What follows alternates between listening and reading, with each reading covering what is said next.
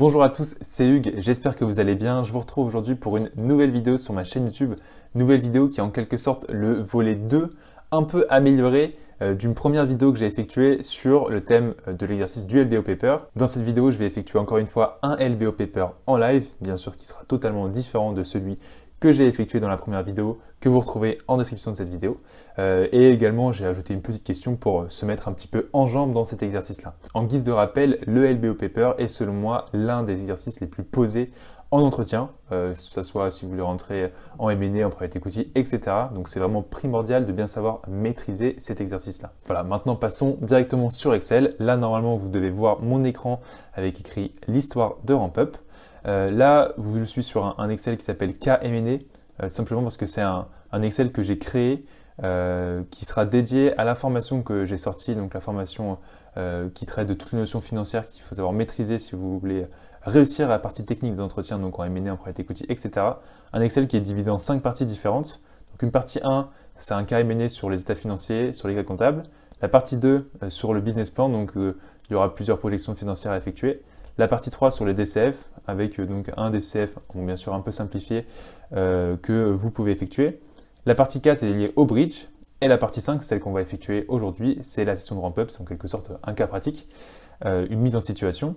Et bien sûr, la dernière partie de ce fichier Excel, c'est lié à la correction de tout l'exercice. Donc ce que je vais effectuer, c'est que je vais tourner des vidéos sur ce cas M&A-là. Et comme je l'ai dit, vous allez pouvoir retrouver ces vidéos-là dans la formation. Donc, et si vous voulez y accéder, je vous invite à rejoindre cette formation.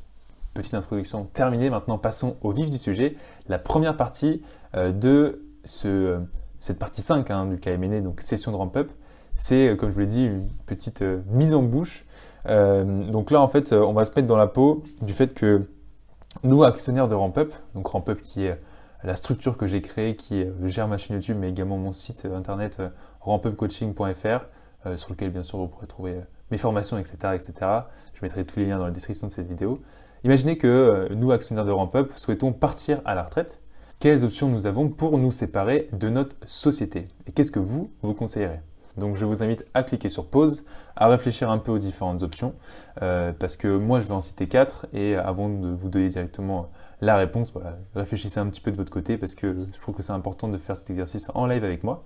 Maintenant je vais passer donc aux réponses. Donc là j'ai identifié 4 options si nous, actionnaires de RampUp, souhaitons nous séparer de cette très belle structure. La première, bon, assez classique, c'est céder, donc une cession à un acquéreur stratégique. Donc tout simplement, on trouve un peu des potentiels acquéreurs, on fait une petite recherche de marché, donc ça peut être nos compétiteurs, ça peut être donc nos compétiteurs directs ou indirects, donc certaines personnes qui proposent des formations un peu plus larges, certaines personnes qui sont par exemple aux États-Unis mais qui souhaitent s'implanter en Europe. Voilà, donc ça va typiquement ce genre de personnes qui veulent souhaiter nous racheter. La première option, c'est donc de céder notre société à ce type d'acquéreur.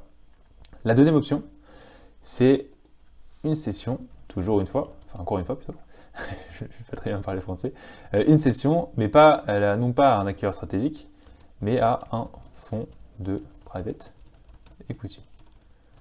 Bon, en l'occurrence, RampUp est une jeune structure, donc techniquement ça pourrait être un fonds de venture capital aussi, mais disons, en partant du principe que RampUp n'est pas une petite structure, là en l'occurrence je pense plutôt à un fonds de private equity.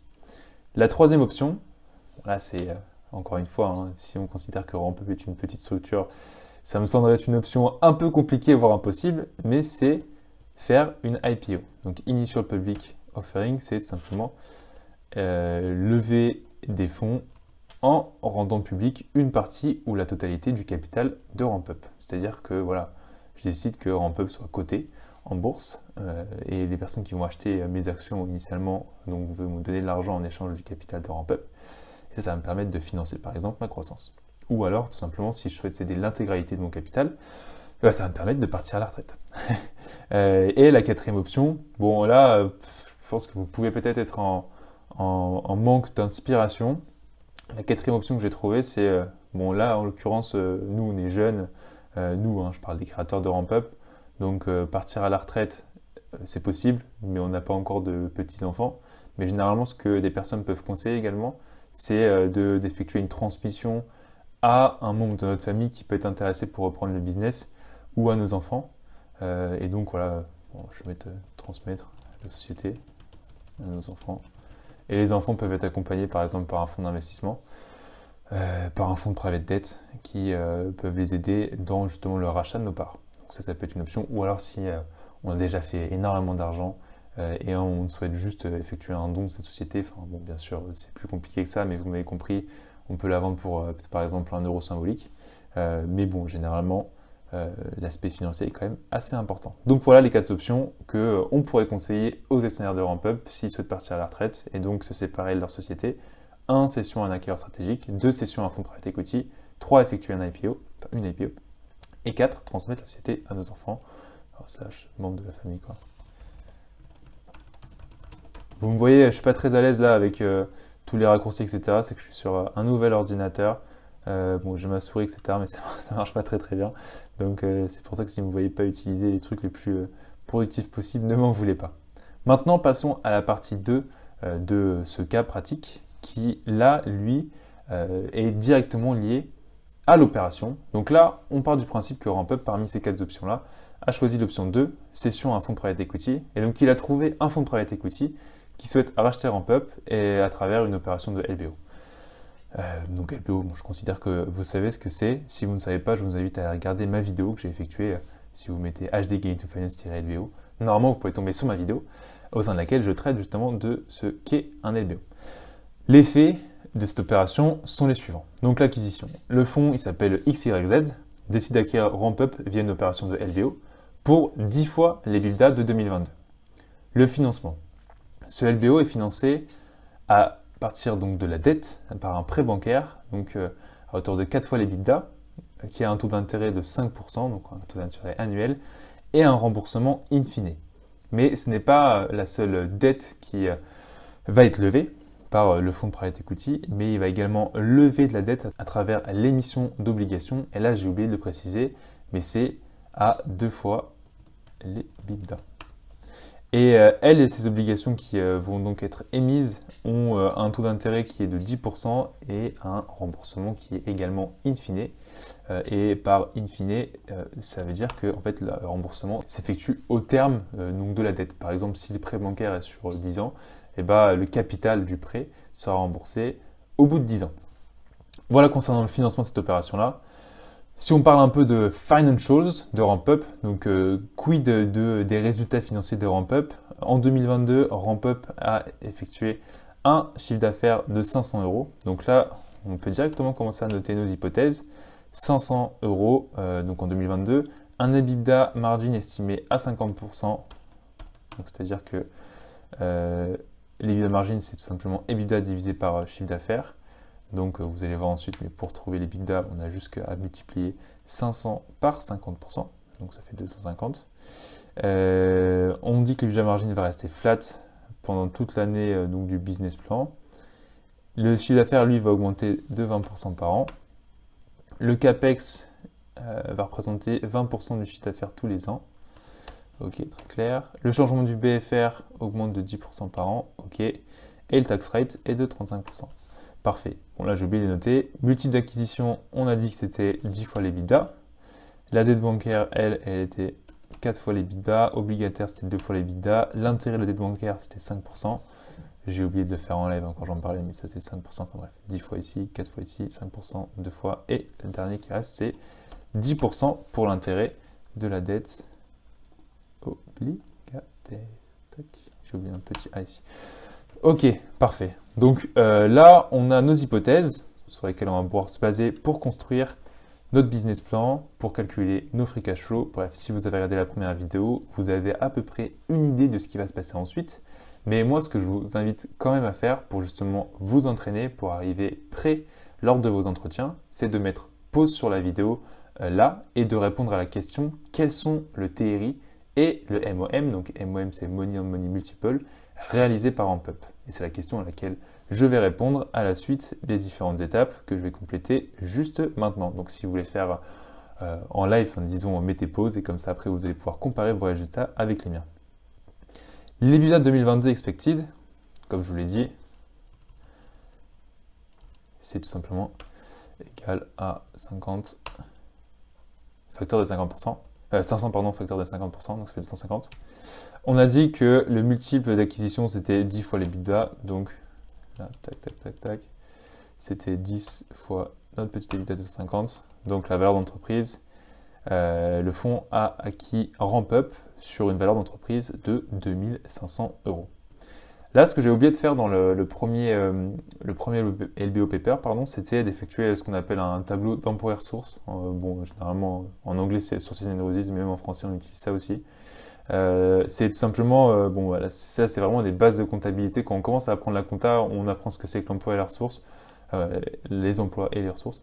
Et on oublie un peu généralement à le faire, mais c'est super important quand on effectue notamment un LBO modèle de faire son tableau d'emploi et ressources de Sources and Uses. Et donc, simplement, Sources, c'est lié donc au financement. Comment est-ce que le fonds de private equity va financer la société? Et donc, Uses, c'est comment ces fonds-là vont être utilisés pour financer la société. Là, on part de l'hypothèse que, déjà de 1, Ramp-Up est debt and cash free, donc on ne parle pas de tout ce qui est net debt, etc. Bref, on considère que le prix d'acquisition, l'equity value, c'est 2500. Et on considère également qu'il n'y a pas de frais de conseil, d'acquisition, etc., etc. Parce que parfois dans les Uses, on peut bien sûr avoir des frais de conseil quand on emploie par exemple une banque d'affaires, il faut la rémunérer, les avocats, etc., etc. Bref, ça engendre, il y a plein d'autres frais également qu'on peut citer, mais là on prend un cas simplifié où dans notre Uses, on aura donc que, bon, je vais mettre acquisition, pardon, tac, je vais réussir. On aura donc que nos 2500 euros. Et en Sources, là pour le coup, on a 3 sources de Sources différentes. Peut-être que vous avez un peu une idée. Bon, on a tout d'abord la dette bancaire, on a la dette obligataire, et on a l'equity mise par le fonds, investi par le fonds. Concernant la dette bancaire, on a dit que c'était 4 fois l'EBITDA. Donc là, en soi, je vais mettre un petit dollar. Tac, tac. Concernant la dette obligataire, on a dit que c'était 2 fois l'EBITDA de 2022. Et concernant l'equity, bon, là, ce qu'on a jusqu'à faire, c'est simplement, on prend ça, on met... Et bon, en fait, ça, c'est pas très bien à faire, mais si, enfin, quand même, là, pour cet exercice-là, on peut le faire. Et généralement, ce qu'on fait à la fin de nos Sources and Uses, c'est on fait une petite colonne de total et on regarde que les deux sont bien équilibrés. Et là, je pense que vous avez compris pourquoi je dis que c'est pas bien ce que je viens de faire. C'est qu'en fait, en faisant cette formule-là, donc en prenant les 2500 à droite, en faisant la somme ici, en gros, les deux sont tout le temps équilibrés. Donc c'est pas foufou ce que j'ai fait, mais pour le cas d'un exercice, on va dire que c'est bien. Mais gardez en tête que c'est pas très bien. Il faut pas utiliser ça. Mais voilà. Donc là, on voit bien que c'est équilibré. Donc c'est good. On peut passer à l'étape 2. Je vais rajouter pour le format une petite ligne. J'avais linké déjà toutes les cellules pour m'éviter de le faire en live parce que je trouve que c'est de la perte de temps. Ça sert à rien que vous me voyez en train de linker toutes ces cellules-là. Mais si on reprend un peu. Bon, le chiffre d'affaires, je vais dézoomer pour que vous puissiez voir le link. Le chiffre d'affaires, c'est dans notre hypothèse de financial. Qu'est-ce qu'on a dit? On a dit que ce chiffre d'affaires-là, il a augmenté de 20% par an. Donc ça, c'est nos 20%. Et vous pouvez bien voir que donc, tous les ans, il augmente de 20%. Concernant les EBITDA, qu'est-ce qu'on a dit? On a dit que c'était toujours 50% flat. Donc là, notre E19, c'est donc notre 50% d'EBITDA margin sur toute la durée de notre business plan.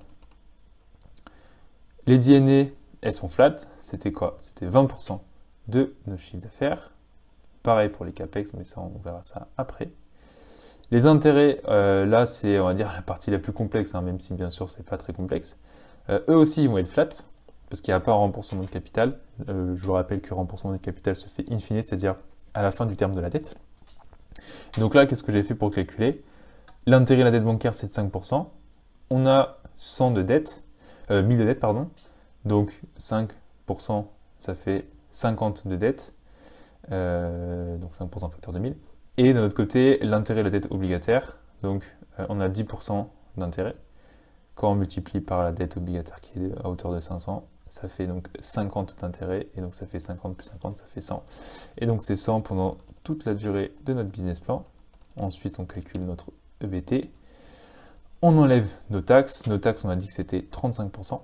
Donc voilà, là, très simple. Et on tombe sur notre EBT tax affected. Maintenant, passons au calcul des free cash flow. Bon, là, normalement, vous vous souvenez de cette formule que je répète qu'il faut absolument connaître pour vos entretiens. Donc, c'est simplement notre EBT tax affected plus les D&A, moins le CAPEX, moins le changement du BFR. On a dit que le CAPEX était égal au D&A. Donc là, c'est ce que vous pouvez voir. Quand ces deux-là se neutralisent. Le changement du BFR, il est toujours égal à 10. Donc il augmente de 10, il change de 10 tous les jours. Donc ça fait, tous les ans. Donc ça fait moins 10 tous les ans. Et là, vous pouvez voir qu'avec cette formule-là, on tombe sur nos free cash flow. Si je vais trop vite pour cette partie-là, je pense que en fait, c'est une partie qui ressemble beaucoup, les chiffres ne sont pas les mêmes, mais elle ressemble beaucoup quand même dans les grandes lignes à la première vidéo que j'ai effectuée. Donc je vous invite à aller la voir. Parce que, bon, encore une fois, comme je l'ai dit, c'est important que vous connaissiez cette formule-là, mais après, je pense que c'est assez simple. Vous pouvez comprendre que je tire juste les formules pendant toute la durée de mon business plan. La cinquième et dernière étape, c'est de calculer l'exit price et les retours. Donc, l'EV à la sortie, ce que j'ai oublié de dire, mais qui était bien entendu noté, c'est que l'exit, c'était un ISO multiple et c'était en sortie en 2027 de Ramp-Up. C'est-à-dire que le fonds XYZ souhaitait céder Ramp-Up. Un ISO multiple, c'est-à-dire que le multiple d'acquisition est le même que le multiple de sortie. Donc, c'est-à-dire que le fonds XYZ a acquis la société pour 10 fois l'EBITDA et là, il va la vendre pour 10 fois l'EBITDA. Sauf que, bon, bien sûr, on ne se base pas sur le même EBITDA de référence. Quand il a acheté, c'était en 2022. Là, on fait notre BP et notre EBITDA, vous pouvez bien voir qu'en 2022, il était de 250 et en 2007, il est de 622. Il a fait presque un x3, pas presque, mais il a fait un bon x2,5. Et donc, tout simplement, la valeur d'entreprise, c'est égal toujours à notre 10, qui est notre multiple d'acquisition, et on va multiplier par notre EBITDA de 2027. Donc, ça fait une valeur d'entreprise de 6220,8. La dette financière nette, là, attention, il ne faut pas oublier la dette obligataire. Donc à rajouter. Il ne faut pas prendre que la dette bancaire. Donc c'est égal à la dette bancaire plus la dette obligataire. Donc 1500, ne vous inquiétez pas, la formule n'est pas terminée. Parce que j'ai juste oublié de faire la petite somme. Donc là, encore une fois, les free cash flow, en fait, à quoi est-ce qu'ils vont servir pendant un LBO? On va considérer que 100% des free cash flow vont servir à repayer la dette qui aura été contractée pour financer cette opération. Donc les dividendes vont remonter et vont rembourser la dette. Donc c'est 518 qui correspondent. Et attention, il ne faut pas que je fasse cette erreur-là. Tac. C'est pas 118, c'est 495 parce que c'est bien de 2023 à 2024, 2025, 2027. Bref, pendant 5 ans en fait, XYZ détient Ramp-Up alors qu'en 2022, elle ne détenait pas. Enfin, il ne détenait pas, si on dit que c'est un fonds de prêt equity, Ramp-Up. C'est vrai que j'aurais peut-être dû mettre un code couleur différent pour montrer que ça c'était historique et que ça c'était un business plan. Généralement, c'est ce qu'on fait en modèle financier. Bon, vous veuillez m'excuser pour ça si vous avez fait la même erreur que moi. Petite erreur de formatting, mais bon, si vous avez bien suivi l'exercice, normalement, vous ne serez pas tombé dans l'erreur. Et donc, la dette financière nette, comme je l'ai dit, dette bancaire plus dette obligataire, moins les free cash flow qui, comme je vous l'ai dit, vont rembourser la dette. Donc, ça fait 1004,3. Calculer l'equity value à la sortie, bon, notre price value. On enlève la dette nette pour tomber sur l'equity value. Bon, là, j'ai simplifié la chose. Je n'ai pas considéré qu'il n'y avait pas d'intérêt minoritaire, qu'il n'y avait pas de provision, etc., etc. Dans la partie du KMN Bridge, j'inclus ça. Donc là, c'était vraiment pour simplifier, pour rendre la chose la plus simple possible. Et là, bon, j'ai déjà fait la formule qui était déjà linkée. Le money on money multiple, il est égal à la valeur des titres de Ramp-Up, donc de 5216,5, divisé par les 1000 initialement investis par XYZ. Donc en fait, le fonds XYZ, il a investi 1000 et il va se prendre 5216,5, donc il va faire un multiple de 5,2 en l'espace de 5 ans, ce qui est exceptionnel. Ce qui n'est pas impossible, il y a plusieurs fonds qui ont déjà effectué même demi-heure multiples, mais ce qui est assez exceptionnel, tous les fonds aimeraient beaucoup avoir ce genre de multiples et surtout ce genre de TRI pour l'intégralité de leur participation. Et donc le TRI, je vous rappelle la formule qui est le money à money multiple à la puissance de 1 divisé par n. Le n, c'est le nombre d'années pendant lesquelles la société a été détenue par le fonds de private equity. Donc si le fonds de private equity a détenu la société pendant 5 ans et après ces 5 ans-là, l'a cédé, le n c'est 5, en l'occurrence c'est le cas pour nous. Et on fait donc ça, donc money à money multiple à la puissance de 1 sur 5 et on enlève 1. Donc ça nous fait un TRI de 39,1%. Le TRI, ça signifie que tous les ans, le fonds XYZ a effectué un retour sur investissement de 39,1%. Ce qui est, comme je l'ai dit, assez stratosphérique. Pour construire ce KMN là qui est vraiment très très exhaustif, je me suis basé sur tous les KMN que j'ai pu avoir lors de mes entretiens, lors de mes processus de recrutement pour rejoindre une structure en M&A en CDI, donc pour trouver mon CDI en M&A. Bon, bien sûr, j'ai pas fait un copier-coller de toute manière, j'avais pas les ressources, mais j'ai repris un peu de tête ce qui m'était posé en le mettant bien sûr à ma sauce. Mais donc voilà, pour moi c'est quelque chose qui est très très important de savoir maîtriser tout ce que vous trouverez dans ce fichier Excel là. Donc si vous voulez arriver prêt et si vous voulez en quelque sorte mettre en pratique les théories que vous pouvez voir, que ce soit sur internet ou directement sur ma formation, donc toutes les notions à savoir maîtriser pour bien maîtriser la partie technique des entretiens en M&A, en private equity, etc. Je vous invite à rejoindre cette formation. Voilà, c'est déjà la fin de cette vidéo, j'espère que celle-ci vous aura plu. Encore une fois, si vous avez des idées d'autres vidéos un peu similaires à celle-ci que je peux faire sur Excel, de cas pratiques, de cas comptables, etc., n'hésitez pas à me les mettre en commentaire, je les ferai avec grand plaisir. Je vous souhaite à tous une excellente journée, une excellente soirée. C'était Hugues, à la prochaine, ciao.